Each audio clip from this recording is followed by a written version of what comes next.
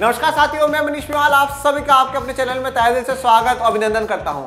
मैं उम्मीद करता हूं कि आप सभी शानदार, जबरदस्त और जिंदाबाद होंगे और आप सभी की कक्षा 11 की जो तैयारियां हैं वो बिल्कुल धमाकेदार चल रही होंगी। और इन्हीं धमाकेदार तैयारियों को और भी धांसू बनाने के लिए आज हम लोग पढ़ने जा रहे हैं कक्षा 11 की अर्थशास्त्र में सांख्यिकी की किताब का अध्याय 3। कौन सा है भैया? आंकड़ों का संगठन, ऑर्गेनाइजेशन ऑफ डेटा। और आज है उसका लेक्चर नंबर 5। अब आप बोलोगे गुरुजी आज तो बड़े खुश खुश लग रहे हो, क्या बात है? मैं खुश इसलिए हूं कि भैया इस किताब का एक और अध्याय खत्म होने वाला है और अब मुझसे ज्यादा खुश आप लोग हो जाइए। क्यों? क्योंकि एक और अध्याय खत्म हो जाएगा। एक और अध्याय हमने अच्छे से पढ़ लिया है, पूरा कवर कर लिया है। अब इस अध्याय में से कोई ऐसा नहीं है जो हमारे नंबर काट ले, पूरे में से पूरे मिलेंगे। एक एक टॉपिक पढ़ते जा रहे हैं, एक एक चैप्टर पढ़ते जा रहे हैं, एक एक किताबें पढ़ते जा रहे हैं। तो अब मुझे बताओ मेरे शेरों शेरनियों, नंबर कटेगा क्या? नहीं कटेगा ना। कोई काट सकता है कि आपके नंबर? नहीं काट सकता ना। तो मतलब पूरे में से पूरे 100 आउट ऑफ 100 मार्क्स आपके आएंगे। इकोनॉमिक्स में अब आप मास्टर हो चुके हो ऐसा मान लो, धीरे धीरे और हो जाओगे जब तक आप 12th का पढ़ लोगे। तो आज क्या पढ़ेंगे गुरुजी? बिल्कुल धमाकेदार कोर्सेज आज पढ़ोगे, भविष्य तक पढ़ोगे, बेहतरीन आपकी तैयारी होनी चाहिए। 100 मार्क्स तो चाहिए ही चाहिए बेटा। क्लास मैटर नहीं करती है कि 12th में ही लेकर के आने, अब भी लेकर के आने।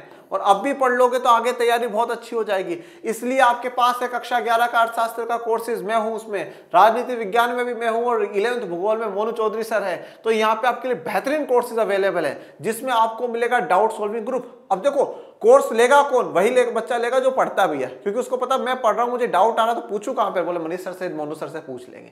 आपको मिलेंगे प्यारे प्यारे हैंड राइटेड नोट्स जिससे आप एक साथ पूरा चैप्टर पढ़ सकते हो। अब कुछ बच्चे होते हैं जो वीडियो को रोकते हैं, टिक लिख लेता हूं, फिर क्लास को रोकेंगे फिर लिख लेता हूं। अब ऐसा नहीं करना पड़ेगा। क्लास की पूरी पीडीएफ आप लोगों को दे दी जाएगी एप्लीकेशन पे। और आपके होंगे बच्चों ऑब्जेक्टिव टेस्ट, वह ऑब्जेक्टिव टेस्ट जिससे आपकी तैयारी को 4 चांद लग जाएंगे। 100 में से 100 मार्क्स की तैयारी पूरी हो जाएगी।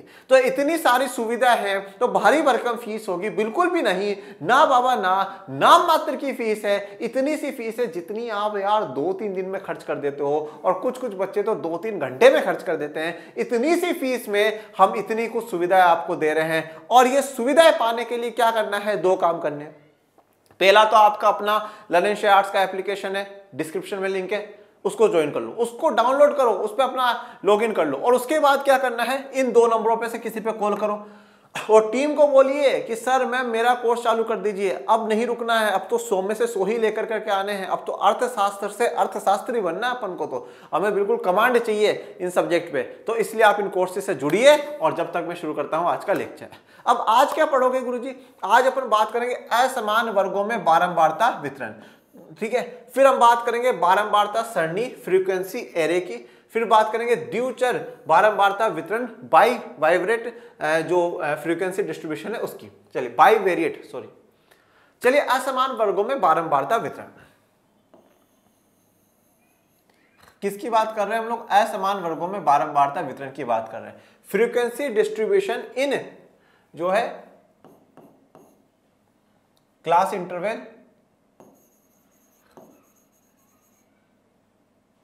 फ्रीक्वेंसी डिस्ट्रीब्यूशन, बारंबारता जो वितरण है उसकी चर्चा कर रहे हैं। फ्रीक्वेंसी डिस्ट्रीब्यूशन की बात कर रहे हैं। देखिए अब पिछले कुछ लेक्चर्स आप देखोगे ना, 4th हो गया, 5th हो गया, 3rd हो गया, ये लेक्चर्स ऐसे आ रहे हैं बार बार में, इसमें बारंबारता बारंबारता बारंबारता। जितनी बार बारंबारता आ रही है इसका अर्थ ही है कि बार बार आना है। तो इसका काम भी यही कि बार बार आ रहा है, बारंबारता बारंबारता। पर देखो अभी तक आप लोगों ने जो चीजें पढ़ी उससे थोड़ा सा कंक्लूड करो, चीजों को निष्कर्ष निकालो। हम लोगों ने जब वर्ग पढ़े हैं, हम लोगों ने वर्ग अंतराल पढ़े, क्लास इंटरवल पढ़े कि साहब वर्ग अंतराल होगा।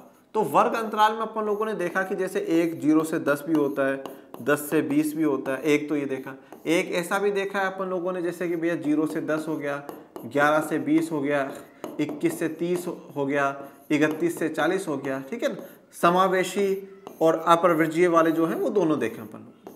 अब एक चीज हम लोगों ने ये देखी कि ये जो वाला है इसको किस प्रकार से हम समायोजित कर सकते हैं, किस प्रकार से इसको एडजस्ट करा जाता है, वो अपन लोग देख चुके हैं। तो ये जो क्लास इंटरवल है, ये जो वर्गों में अंतर है, देखो अब यहाँ पर तो अगर आप देखोगे तो वर्गों में अंतर क्या है? सेम है, 10-10 का है, यहाँ पे भी 10-10 का है। वर्गों में अंतर जो है वो सेम है। 10 का है, हर जगह जो चेंज आ रहा है वो 10 का आ रहा है, फिर अगले में जो चेंज आ रहा है वो 10 का आ रहा है, फिर उसके अगले में चेंज आ रहा है वो 10 का आ रहा है। और ये जो बीच में एक एक का डिफरेंस आ रहा है वो कैसे चेंज होता है वो मैंने आप लोगों को बता ही दिया था कि जैसे यहाँ पर है तो पीछे वाले में से 0.5 घटा दो और अगले वाले में 0.5 जोड़ दो, फिर यहाँ पे 0.5 लिख दो और यहाँ पे 0.5 बढ़ा दो, है ना। ये वाला अपन ने पढ़ लिया था। पर अब अगर कहीं पर ऐसी कंडीशन आ जाए कि साहब हम लोग समान वर्ग अंतराल नहीं ले सकते, मतलब सारी जगह एक जैसा जो डिफरेंस है वो नहीं ले सकते, 10 10 10 10 10 का 20 20 20 20 का हम डिफरेंस नहीं ले सकते। अगर इस प्रकार से एक समान वर्ग अंतराल अगर हमने ले लिया तो एक तो बहुत बड़ा डेटा बन जाएगा जो कि मुसीबत हो जाएगी। दूसरा, अगर हमने बहुत ज्यादा डिफरेंस ले लिया, जैसे मान लो मैंने 1 1 लाख का डिफरेंस ले लिया, 0 से 1 लाख, 1 लाख से 2 लाख, 2 लाख से 3 लाख, अगर मैं बहुत ज्यादा वर्ग अंतराल ले लेता हूं तो फिर क्या होगा, जो जानकारी है ना वो जानकारी छुप जाएगी। वो जानकारी, अब मैं कह रहा हूं कि आय के बारे में 0 से 1 लाख, तो अब जो व्यक्ति महीने के 500 कमाता है वो भी उसमें आ गया और जो महीने के 1 लाख रुपए कमाता है वो भी उसमें आ गया। तो कहीं ना कहीं जो एग्जैक्ट सही डेटा, सही जानकारी मिलनी चाहिए थी वो नहीं मिल रही है। और कभी कभार क्या होता है कि जैसे कुछ जो ग्रुप है, जैसे मान लीजिए कि मैं कहूं 3 लाख से 4 लाख, इस वाले ग्रुप में ज्यादातर लोग हैं, तो फिर मुझे 0 से लेकर के 3 लाख वाले तक की बनाने की आवश्यकता क्या है, मैं एक ही बना दूं 0 से 3 लाख। तो अगर ऐसी कंडीशन होती है कि हम लोगों को जो ग्रुप है, जो वर्ग अंतराल है हमारा, वो डिफरेंस हो, असमान हो, बराबर ना हो। जैसे मान लो यहां पर 0 से 10, फिर 10 से 20, फिर कर लिया हमने 20 से 40, फिर हमने कर लिया 40 से 70। अब देखो यहां तक 10 का था, यहां पर 20 का अंतराल हुआ, यहां पर 30 का अंतराल हुआ। तो इस प्रकार से अंतराल बढ़ता जा रहा है, सेम अंतराल नहीं है ना, समान वर्ग अंतराल नहीं है, असमान वर्ग अंतराल है। पहले 10 का वर्ग अंतराल था, फिर 20 का वर्ग अंतराल हुआ, फिर 30 का हुआ, फिर कम हो जाएगा, फिर ज्यादा हो जाएगा। इस प्रकार से वर्ग अंतराल में क्या है, आपको चेंजेस देखने को मिलेंगे। जब असमान वर्ग हो, मतलब असमान वर्ग आ रहे हैं, तो उसमें बारंबारता वितरण है वो कैसे दर्शाया जाए, किस प्रकार से बारंबारता वितरण आएगी, वो अपन लोगों को पढ़ना है। तो फ्रीक्वेंसी जो डिस्ट्रीब्यूशन आज अपन लोग पढ़ रहे हैं वो असमान वर्गों के बारे में पढ़ रहे हैं। समान वर्गों के बारे में तो आप पढ़ चुके हो, अभी तक के 3rd 4th जो लेक्चर आए हैं वो पूरे के पूरे इसी के ऊपर आए हैं, ठीक है। और अब ये जो लेक्चर हमारा हो जाएगा, इसके बाद क्या चैप्टर खत्म हो जाएगा, फिर हम नया अध्याय शुरू कर देंगे।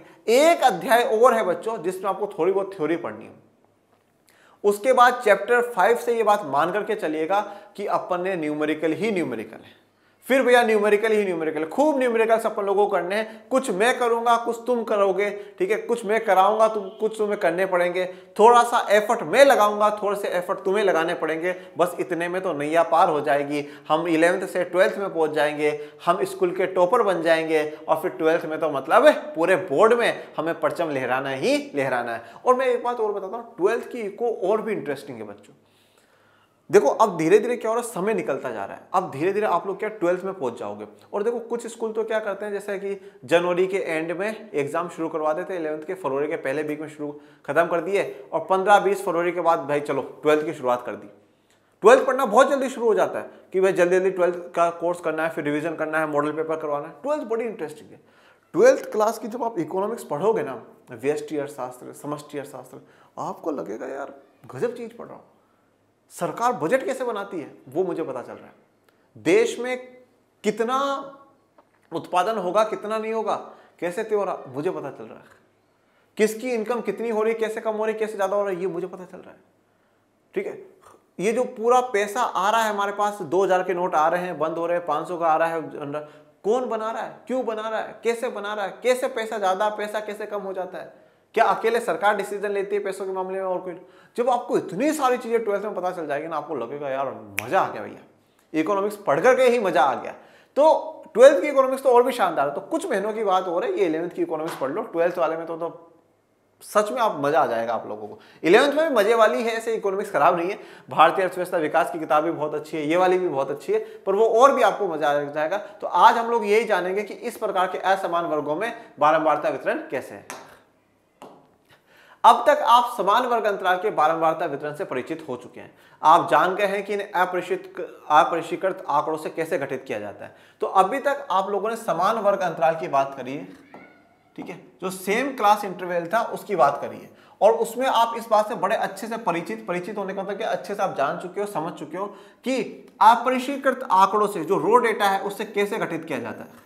जो रो डेटा है, जो अपरिष्कृत आंकड़ा है, रो डेटा है, उससे कैसे घटित किया जाता है। तो अब आप लोगों ने देख लिया कि हमें 100 बच्चों के मैथ्स में नंबर दे रखे हैं, तो हमने 0 से 10, 10 से 20, 20 से 30, इस प्रकार से नंबर लिख लिए और लास्ट 90 से 100 के बीच तक लिख लिया। और इसमें पहले नंबर को जोड़ा है, आखिरी को नहीं जोड़ा, पहले को जोड़ा है फिर आखिरी को नहीं जोड़ा, फिर पहले को जोड़ा है आखिरी को नहीं जोड़ा, पहले को जोड़ा है, और इसमें तो फिर लास्ट तक जो भी 100 तक आएगा वो सारे के सारे जुड़ जाते हैं।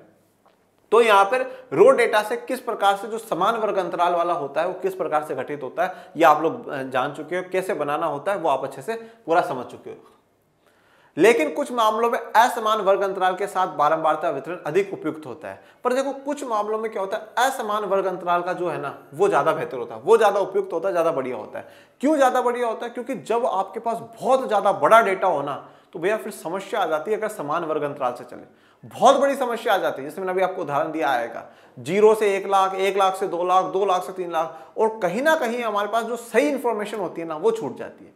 देखो कोई भी चीज होता है ना बच्चों जीवन में, वो डिपेंड करता है परिस्थितियों पर, सिचुएशन पे।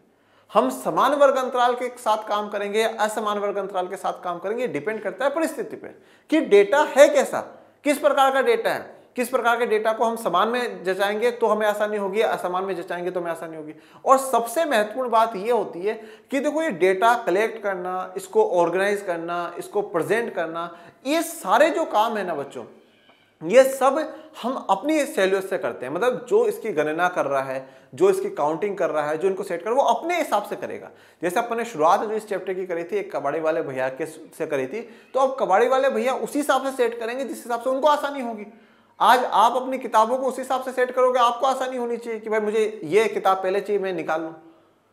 मैं अपना जो डेटा है पूरा 9, 10, 11, 12 का जो सेट करूंगा मैं अपने साथ, मुझे आसानी होनी चाहिए ना कि मैं कब के किस तरीके से मैं आसानी से बता सकता हूं।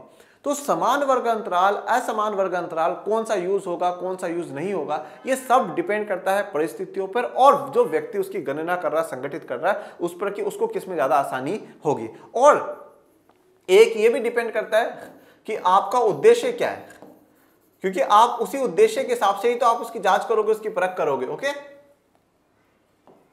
यदि आप उदाहरण 4 के बारंबारता वितरण की सारणी 3.6 को देखें तो आप पाएंगे कि अधिकांश प्रेक्षण वर्ग 40 से 50, 50 से 60 और 60 से 70 में संकेंद्रित है। उनकी बारंबारता क्रमश 21, 23 और 19 है। देखो अब 40 से 50, 50 से 60 और 60 से 70, मतलब टोटल 0 से लेकर के 100 के बीच में अगर देखें तो 40 से 50 के बीच में कितने हैं बच्चे? 21 बच्चे। 50 से 60 के बीच में कितने हैं? 23 बच्चे। और 60 से 70 के बीच में कितने हैं? 19 बच्चे। अब आप इनका टोटल करो, जब टोटल करोगे तो आप पाओगे कि भैया इनका 63, मतलब 100 में से 63 बच्चे तो इन 3 में ही कवर हो गए भैया, इन 3 में ही कवर हो गए 63 बच्चे। और 7 जो ग्रुप बन रखे हैं उनमें कवर हुए हैं भैया कितने? 37 बच्चे, 37 बच्चे। मतलब 3 में 63 और 7 में 37, तो भैया थोड़ा सा ठीक नहीं है ना। मतलब 3 में जब 63 कवर हो रहा है तो कुछ थोड़ा सा डेटा मतलब जो असमान वर्ग है उसको अपना लिया जाए, यहां से हमें सही इंफॉर्मेशन मिल जाएगी कि हाँ भैया इतने तो इसमें हो रहे हैं। तो हम लोग क्या करें, हम ये भी तो कर सकते हैं 0 से 10 अपना लिया, 10 से 20, 20 से 30, फिर 40 से सीधा 70 पे भी आ जाए, इस प्रकार से। इसका अर्थ है कि 100 छात्रों में से 63, 21 प्लस 23 प्लस 19 प्रेक्षण इन वर्गों में संकेंद्रित है। तो 100 छात्रों में से 63 तो इन 3 में आ जाएगा, 40 से 50 वाले वर्ग अंतराल में आ जाएगा, 50 से 60 वाले वर्ग अंतराल में आ जाएगा, और 60 से 70 वाला जो वर्ग अंतराल है उसमें आ जाएगा। तो 40 से 70 के बीच में ही जो 63 विद्यार्थी हैं वो आ जाएंगे। 40 से 50 में 21, 50 से 60 में 23 और 60 से 70 में 19। इस प्रकार 63% आंकड़े 40 से 70 के बीच समाहित है और आंकड़ों का शेष 37% 0 से 10, 10 से 20, 20 से 30, 30 से 40, 70 से 80, 80 से 90 और 90 से 100 के बीच में है। देखो 0 से 10, 10 से 20, 20 से 30, 30 से 40, 70 से 80, 80 से 90 और 90 से 100। ये जो 7 है ना इनके में तो है 37 बच्चे, यहां पे तो 37 बच्चे हैं, और बाकी अपन देखें तो 40 से 50, 50 से 60 और 60 से 70, इनमें अपने 63 बच्चे। तो अब यहाँ पे 7 वर्ग है, 37 बच्चे हैं, यहाँ पे 3 वर्ग हैं और 63 बच्चे हैं। तो यहाँ पे देखिए यही बात यहाँ पर आपको बोली गई है कि इन 3 वर्गों में 63 बच्चे समाहित हो जाएंगे, इन 3 वर्गों में 63 बच्चों की तो काउंटिंग इन्हीं में हो जाएगी। आप ये भी देखेंगे कि इन वर्गों के परीक्षणों में अन्य वर्गों की अपेक्षा उनके अपने वर्गों के वर्ग चिन्ह से अधिक विचलन है। तो आप यहां पर ये भी देखेंगे कि जो परीक्षण है अन्य वर्गों की अपेक्षा थोड़ा सा डिफरेंट आपको देखने को मिलेगा। अभी मैं आपको टेबल दिखाऊंगा, सब क्लियर हो जाएगा। लेकिन यदि वर्गों का गठन इस प्रकार से करना हो कि वर्ग चिन्ह जहां तक संभव है उस मान के बराबर हो जाए जिसके आसपास उस वर्ग के परीक्षणों के सकेंद्रिक की प्रवृत्ति होती है, तो असमान वर्ग अंतराल अधिक उपयुक्त होगा। देखो अब एक्चुअल में क्या बोला इसने, यदि वर्ग का गठन इस प्रकार हो कि वर्ग चिन्ह जहां तक संभव हो उसके मान के बराबर आ जाए, मतलब जितना उसका मान है उसकी वैल्यू है उसके बराबर अगर हमें मिल जाता है, तो अगर असमान वर्ग अंतराल ज्यादा अधिक उपयुक्त होगा। मतलब मेन बात यह है जो चीज हमें चाहिए वो अगर हमें मिल जाए तो वो असमान वर्ग अंतराल ज्यादा उपयुक्त होगा। टेबल देखिए फिर आगे समझते हैं। अब इसमें देखिए जो सारणी 3.7 दे रखी है, 0 से 10 के बीच में एक बच्चा है जिसके 0 मार्क्स आए तो बारंबारता 1 है। वर्ग चिन्ह कितना हो गया 5। वर्ग चिन्ह कैसे निकालते हैं कि भैया लोअर टर्म को जोड़ देंगे अपर टर्म से और 2 से भाग दे देंगे। तो 0 और 10 के बीच में जोड़ा तो 10, 10 का 2 से भाग दिया तो 5 आ गया। 10 से 20, 10 और 20 को जोड़ा 30, इसका आधा बीच में 15। 20 से 30 को जोड़ा 50, 50 को 2 से भाग दोगे 25। 30 से 40 को जोड़ोगे बच्चों 70, 70 में 2 का भाग दोगे 35। 40 से 45, देखो अब मेरी बात बड़े ध्यान से सुनना, 0 से 10, 10 से 20, 20 से 30, 30 से 40, यहां तक जो वर्ग अंतराल है कितने का है 10 का है। पर अब देखो 40 से 45, 45 से 50, 50 से 55, 55 से 60, 60 से 65, 65 से 70, यहां तक अगर मैं देखूं 2, 2, 4 और 6, इन 6 में जो वर्ग अंतराल है वो कितना है बच्चों 5 का है। पहले 10 का था, फिर 5 का था, फिर 70 से 80, 80 से 90 और 90 से 100, इनके बीच में कितना आ गया 10 का आ गया। तो 10 का वर्ग अंतराल, 5 का वर्ग अंतराल, 10 का वर्ग अंतराल। तो अब आप यहाँ पे देखो कि जो वर्ग अंतराल है वो असमान हो गया। वर्ग अंतराल एक जैसा नहीं चल रहा है कि 10 10 का चल रहा है, 20 20 का चल रहा है, 5 5 का चल रहा है, ऐसा नहीं है। वर्ग अंतराल अब चेंज हो चुका है, पहले 10 फिर 5 फिर 10। अब देखो 40 और 45 को जोड़ो कितना आएगा 85 आएगा। जब 85 में आप 2 का भाग दोगे तो आपका आंसर आएगा 42.5, दशमलव में आंसर आ रहा है। 45 और 50 को जोड़ो 95, 47.5 आएगा। 50 और 55 को जोड़ो 105, 52.5 आएगा। 55 और 60 को जोड़ो तो 115, तो 57.5 आएगा। 60 और 65 को जोड़ोगे तो 125, 125 का आधा 62.5 आएगा, 62.5। 65 और 70 को जोड़ोगे तो 135, 67.5 आएगा। अब फिर 70 80 को जोड़ा 150 तो 75, 80 और 90 को जोड़ा तो कितना आ जाएगा 170, 2 का भाग दोगे 85 और लास्ट 90 और 100 को जोड़ोगे तो 190, जिसमें आपका आ जाएगा 95। अब देखो यहां तक जो है इसमें 0 से 10 में एक बार 0 आया, बारंबारता आ गई। 10 से 20 में एक बच्चे के 10, एक के 14, एक के 17, एक के 12, 14, 12, 14, 14, ठीक है। तो ये 8 बार है तो इसका 15 आ गया। 25 से 25, 25, 20, 22, 25, 28, यहाँ 6 है 15, यहां तक का देख लिया। अब देखो अब इसमें आगे जब आप आओगे तो बारंबारता 1, 8, 6। देखो अब यहां तक तो क्या था कि भाई कुछ बच्चे थे, इसमें और इसमें मिलाकर टोटल 37 बच्चे, पर यहां पर अगर देखें तो 63 बच्चे हैं। सही डेटा नहीं मिल पा रहा था, तो इसलिए 40 से 45। अब 40 से 45 के बीच में काफी बच्चे होंगे तो 42, 44, 40, 44, 40, 41, 43, 41 ये कर लिया। तो अब इससे एग्जैक्ट पता चल गया ना 40 से 45। अब वहां तो क्या था 40 से 50, तो 40 से 50 तो बहुत जने 21 बच्चे थे, तो बड़ा थोड़ा सा कंफ्यूजन हो जाता। इसलिए क्या करा गया 40 से 45 में देख लिया गया, 45 से 50 में देख लिया गया, 50 से 55 में देख लिया गया। तो ये जो अब इससे आपको ज्यादा अच्छी जानकारी मिल रही है क्योंकि 40 से 45 के बीच में एग्जैक्ट कितने बच्चे हैं। तो यहाँ पर अगर हमें जानकारी बिल्कुल सही मिलती है, उपयुक्त मिलती है, तो यहाँ पर असमान वर्गों का अंतराल हमें अपनाना चाहिए, वो ज्यादा बेहतर हमारे लिए होगा। अब बात करते हैं बारंबारता सरणी की, या जिसको कहा जाता है फ्रीक्वेंसी एरे। क्या कहा जाता है फ्रीक्वेंसी एरे।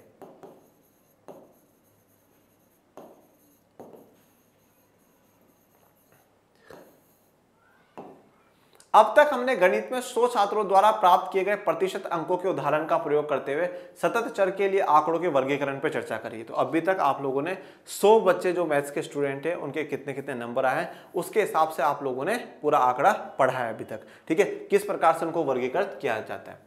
विविक्त चर के लिए आंकड़ों का वर्गीकरण बारंबारता सरणी के नाम से जाना जाता है। जहां सतत था, जहां पर कंटिन्यूअस थी, तो उस हिसाब से तो हमने देख लिया। पर जब विविक्त चर है, जब डिस्क्रीट सीरीज आप लोग पढ़ोगे तो उसमें जो आंकड़ों का वर्गीकरण होता है उसको क्या कहा जाता है बारंबारता सरणी के नाम से जाना जाता है।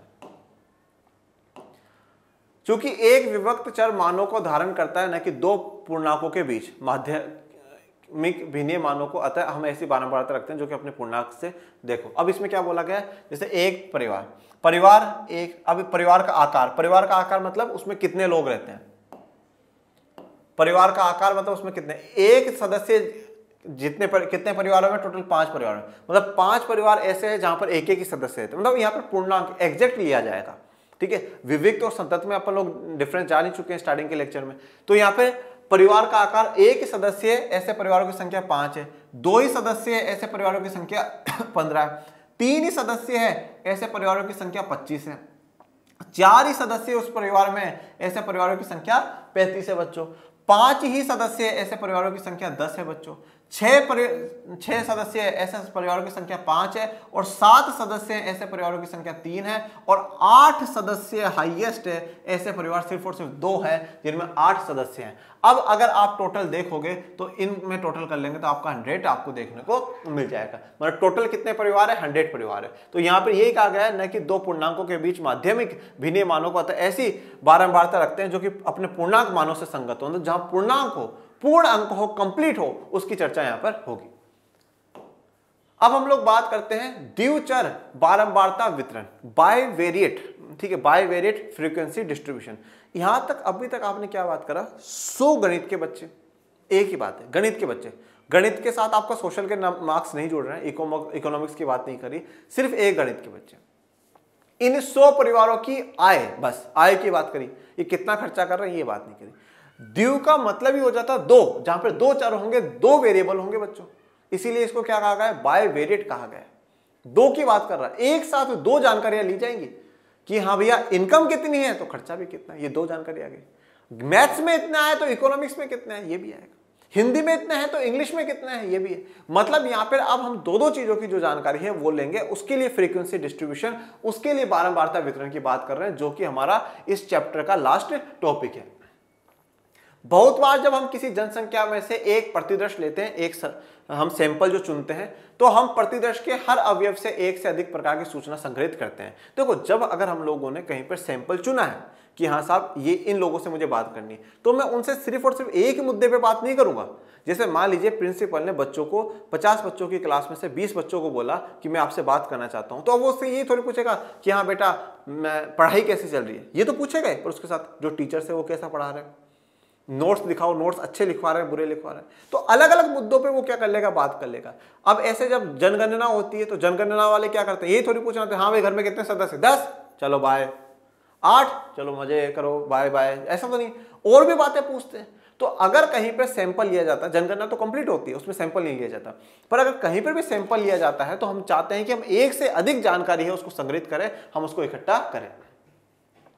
उदाहरण के लिए मान लीजिए कि हमने एक शहर की कंपनियों की सूची में से 20 कंपनियों का एक प्रतिदर्श लिया है, तो हमने ऐसा उदाहरण मानते हैं कि एक शहर है, वहां पे जितनी भी कंपनियां ना, उन कंपनियों में से 20 कंपनियां ऐसी है जिनको हमने चुना है, उनका सैंपल लिया है। अब हम उनसे बातचीत करेंगे, क्या बातचीत करनी है वो देखो।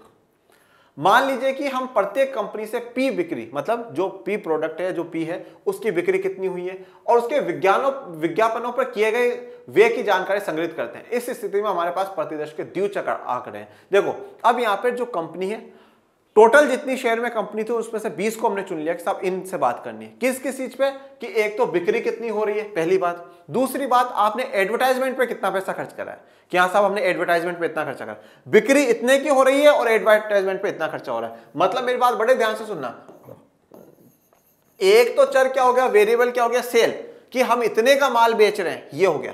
तो एक तो इस पे चर्चा होगी, और दूसरा इस कंपनी ने उसके एडवर्टाइजमेंट पे कितना एक्सपेंडिचर करा है, कितना खर्चा करा है, ये बात भी पता हो। तो इससे 2 चीजें पता चल जाएगी कि कितना माल बिक रहा है और कितना माल विज्ञापन पे खर्च हो रहा है, कितना पैसा विज्ञापन पे खर्च हो रहा है। क्या सच में विज्ञापन पे खर्च करने से बिक्री होती है, ऐसा बात भी पता चल जाएगी।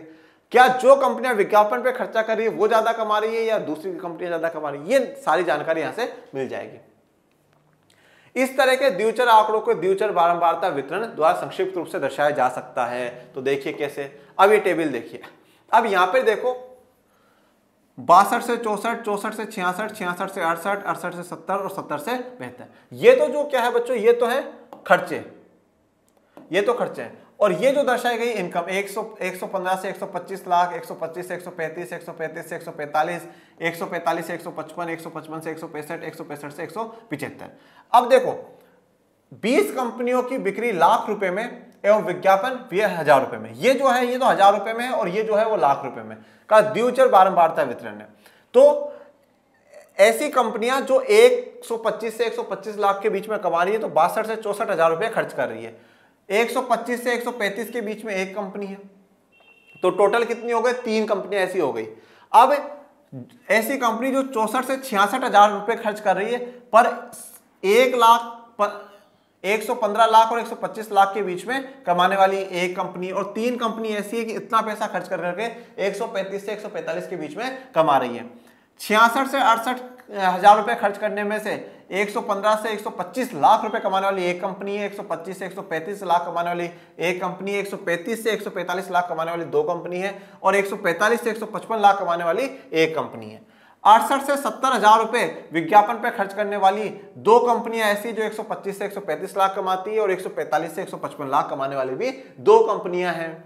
70 से 72 हजार रुपए खर्च करने वाली एक कंपनी ऐसी है जो 125 से 135 लाख कमाती है, 135 से 145 लाख कमाने वाली भी एक कंपनी है, 155 से 165 लाख कमाने वाली भी एक कंपनी है और 165 से 175 लाख कमाने वाली भी एक कंपनी है। 165 का मतलब हो गया 165, इसका मतलब होगा 1,65,00,000 रुपए कमाएगी ऐसी कंपनी। खर्च कितना कर रही? 70-72 हजार रुपए। ओके, तो ये द्विचर आंकड़े थे, 2 डेटा मिलके खर्च कितना है और सेल कितनी हो रही है। चलिए, तो ये बच्चों आज अपना जो चैप्टर है वो पूरा कंप्लीट हो गया है और आप भी अपने कोर्स को शानदार तरीके से खत्म करना चाहते हैं। आप भी चाहते हैं कि आपके डाउट्स समय पर सोल्व हो, आप भी चाहते हैं कि आपको हैंड रिटन नोट्स मिले, आप भी चाहते हो कि आपको बार बार में वीडियो को रोक रोक करके नहीं लिखना पड़े, आपको PDF मिले वीडियो की लिखी हुई, आप भी चाहते हैं कि आपके ऑब्जेक्टिव टेस्ट हो। तो ये सारी आपकी पूरी इच्छाएं करने के लिए ये कोर्सेज चलाए गए हैं। वैसे कहा जाता है कि इंसान की इच्छा पूरी नहीं होती, पर हम आपकी सारी इच्छाएं पूरी कर रहे हैं। तो इसलिए इन कोर्सेज से जुड़िए। कक्षा 11 अर्थशास्त्र का है, राजनीति विज्ञान का है, भूगोल का है और नाम मात्र फीस में बच्चों 1-2 दिन खर्चा करने वाली फीस है। मतलब पूरे सेशन में मजे ही मजे हो जाएंगे आप लोगों के, ठीक है। और 11th में जैसा पढ़ोगे वैसी तैयारी फिर 12th के लिए भी आप लोगों की होना शुरू हो जाएगी।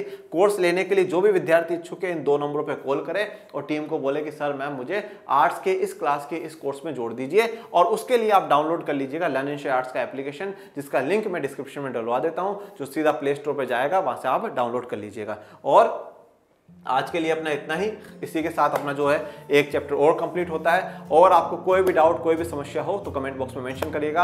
आज का लेक्चर कैसा लगा ये भी जरूर बताइएगा। और मेरे प्यारे विद्यार्थियों, पढ़ते रहिए, आगे बढ़ते रहिए और आपके अपने channel learn and share arts को ज़्यादा से ज़्यादा लाइक, शेयर, सब्सक्राइब करते रहिए। और डिस्क्रिप्शन में टेलीग्राम चैनल का भी लिंक दे रखा है, उसको भी ज्वाइन कर लीजिएगा, जिससे आपको सभी नई जानकारियाँ मिलती रहे। और मैं मिलूंगा अब नेक्स्ट लेक्चर में नए अध्याय के साथ। तब तक के लिए थैंक यू सो मच। जय हिंद, जय भारत।